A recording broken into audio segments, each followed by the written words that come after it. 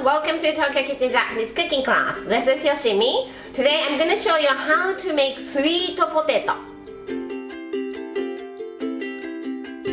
Sweet potato is sweet potato in Japanese. So it's a dessert using sweet potato and it's called sweet potato. Japanese sweet potato looks like this. The skin is purple and the inside is yellowish white. And it's very important to get this type of sweet potato when you're making sweet potato. Once you have this kind of sweet potato, the rest is very easy. Let's get started. These are what you need. Sweet potato, it's about 200 gram, 2 tablespoons sugar, 20 gram butter, some black sesame for decoration if you have, 1 egg and some milk. I'm going to peel the skin first. And let's cut it into small pieces.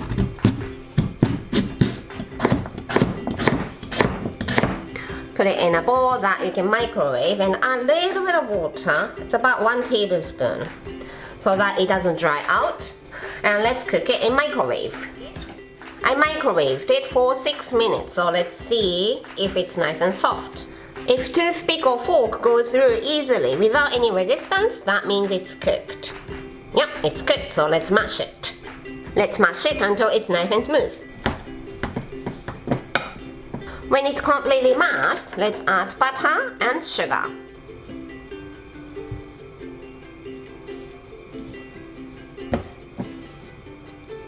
The sweet potato is still very hot, so you can easily melt butter here.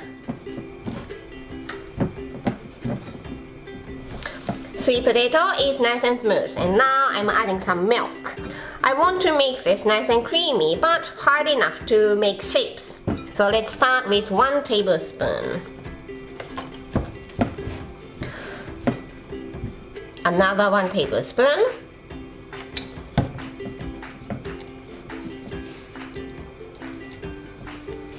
Almost there, but I want to make it a little bit creamier, so 1 more tablespoon.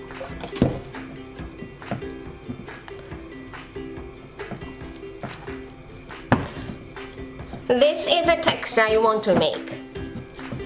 Today I added 3 tablespoons of milk, but how much milk to add totally depends on the consistency of your sweet potatoes. You need to adjust.